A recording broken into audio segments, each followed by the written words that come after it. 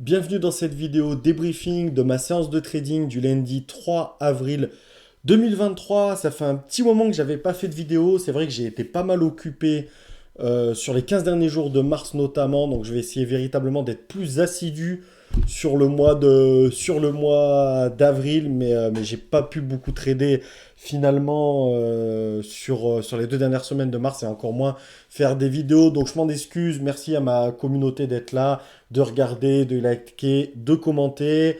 Et voilà, n'hésitez pas toujours à me dire ce que vous en pensez sur ce type de vidéo pour que je puisse m'améliorer. Alors, on commence comme d'habitude par un petit point sur le marché américain et notamment l'indice phare du marché américain, le S&P 500. Alors, on voit que depuis le 13 mars, donc on est ici, je suis en daily au niveau des bougies, je suis en journalier. Depuis le 13 mars, on a clairement un marché haussier, hein. Encore une grosse bougie haussière vendredi.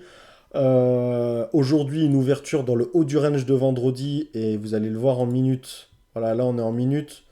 Aujourd'hui, on a ouvert ici, donc on a véritablement un marché qui sur la première heure a fait que de monter. Donc voilà, il n'y a pas trop grand-chose à dire si ce n'est que on a un marché américain qui tient bien, que ce soit le S&P 500 ou le Nasdaq, malgré le contexte économique, malgré hier encore une fois l'OPEP qui a annoncé qu'elle réduirait la production de barils de pétrole, ce qui automatiquement va faire monter le prix de l'essence, le prix du baril, donc le prix de l'essence, qui a fait d'ailleurs monter aujourd'hui le prix des actions dites pétrolières, donc qui sont qui sont dans le pétrole. Donc voilà, un contexte haussier clairement.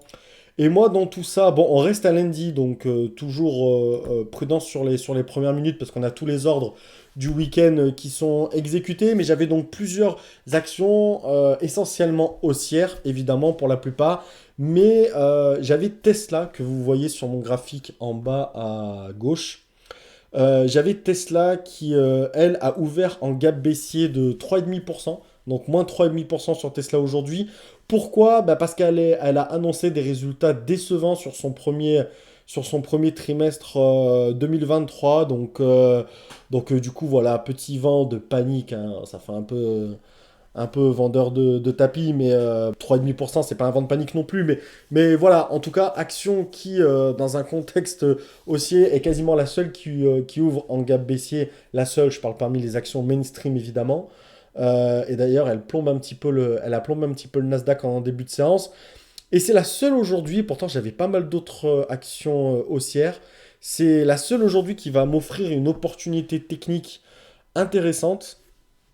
Comme quoi, parfois, mais j'ai d'ailleurs pas été extrêmement serein parce que j'ai toujours du mal à trader une action dans le sens contraire du marché, hein. C'est quand même beaucoup mieux quand on est sur une opportunité qui va dans le sens du marché. Mais franchement, techniquement, j'ai rien trouvé sur les actions haussières que j'avais d'intéressant pour me positionner.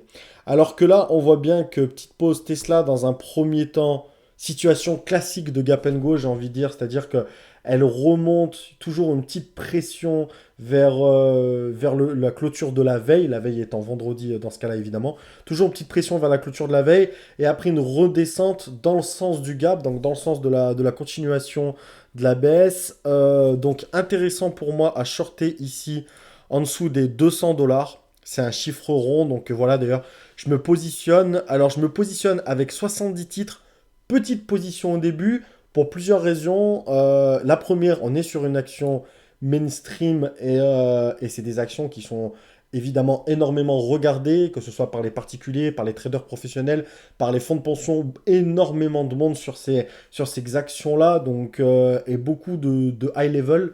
Donc toujours être extrêmement prudent sur les actions mainstream. Et en plus de ça, comme je l'ai dit, c'est pas la raison principale, je suis à contre-tendance. Voilà, je me mets un stop large du coup, comme je l'ai dit, vu que c'est une action qui est plutôt volatile et piégeuse. Donc un stop qui est véritablement au-dessus de son plus haut journalier, donc au-dessus des 202,50 $. Donc grosso modo, 200 dollars de risque pour 200 dollars de gain espéré, donc aller jusqu'aux 197 dollars.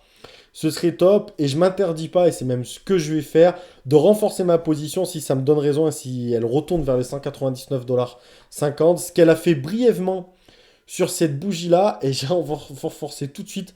J'allais dire presque un poil tôt, non, mais j'ai renforcé, voilà, vraiment dès qu'elle a atteint ce niveau-là, j'ai renforcé. Donc je me retrouve aujourd'hui, enfin à ce moment-là, pardon, avec 140 titres et un prix moyen de 199,85 $. Alors ici, mon stop loss, on va dire qu'il est autour des... ouais, je dirais...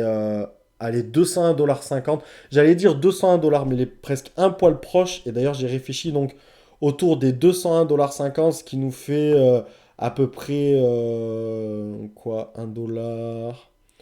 Hop, 1,50 $, ouais, 1,65 $ de risque. Donc ouais, à 140 titres, c'est ça, on est à peu près sur 210, 220 $ de risque. Il y a un objectif d'aller taper les 198 $. Donc là, pour un objectif de 250 $ de gain. Donc un risk-reward un petit peu meilleur que du 1 pour 1, mais on reste autour d'un risk-reward du 1 pour 1. Et malgré un contexte, comme je l'ai dit, plutôt défavorable du marché global, on a vraiment une action qui était faible aujourd'hui. Et ce qui d'ailleurs, alors petite pause, bah d'ailleurs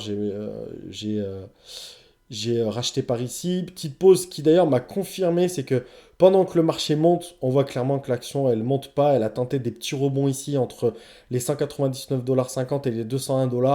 Et c'est sûr qu'une fois qu'elle part, je vous le remets, c'est sûr qu'une fois qu'elle part, il y a de fortes chances qu'elle y aille, quoi, parce que elle n'est pas entraînée par la hausse globale du marché, donc elle évolue en solo, j'ai envie de dire, comme 30% des actions, on va dire que grosso modo 70% des actions suivent le trend du marché. Elle a fait partie aujourd'hui des 30% qui avaient leur propre trend à cause notamment de l'annonce des résultats qui ont été jugés décevants. Donc voilà, un seul trade aujourd'hui, parce que comme je l'ai dit, assez peu de belles configurations techniques sur les autres actions que j'avais. Donc bah, tant mieux pour moi, ça a bien fonctionné sur le seul trade que j'ai fait. 250 $, c'est propre pour attaquer la semaine. Je force pas plus que ça parce que, encore une fois, on est lundi. Puis bon, ça arrive, je sais pas, il y a des jours où il y a des configurations techniques qui sont évidentes sur plusieurs actions. Et il y a des jours où, au contraire, c'est un peu plus compliqué. Donc voilà, merci de m'avoir suivi. Encore une fois, je vais essayer d'être vraiment plus assidu sur le mois d'avril et faire plus de vidéos. Donc je vous dis, et je vais essayer de m'y tenir, à demain pour une nouvelle vidéo débriefing de ma séance de trading. Merci et bonne soirée pour ceux qui vont la regarder tout de suite. Merci.